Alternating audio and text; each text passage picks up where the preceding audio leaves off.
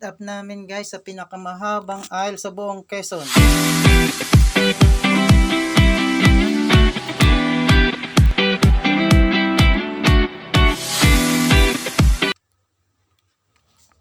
Ito guys, yung simbahan ng Minor Basilica San Miguel Arcangel. Dito ang venue ng kasal. Yan, dito kami pinapresto.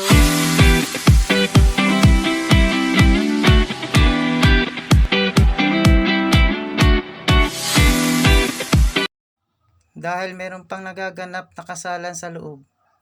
Bago pa yung sa aming schedule. Yan guys, so naglagay kami ng tent dyan. Dahil init noon kasi 10 AM ang kasal. Tulong-tulong lang kami upang matapos agad kasi medyo maraming gagawin. Yan, oh. Tamo guys ha. Panay ang chismisan. Pero diretso ang gawa. Kita nyo naman ha. Oh, at may pagganyan pa.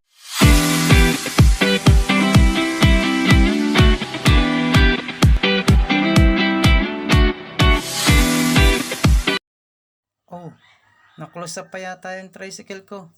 Kasi guys, dyan itinali yung ano ng tulda na ginamit namin. Kaya hindi ko matanggal eh. Wala kami ibang pwesto. Kasi bawal sa pader ng simbahan. Yan, kaya guys, yan, kahit mainit, tuloy lang. Kailangan kasing matapos sa oras. Yan mga ka-decor, tingnan nyo naman ha. Tulong-tulong. Ito na guys yung ano, yung final.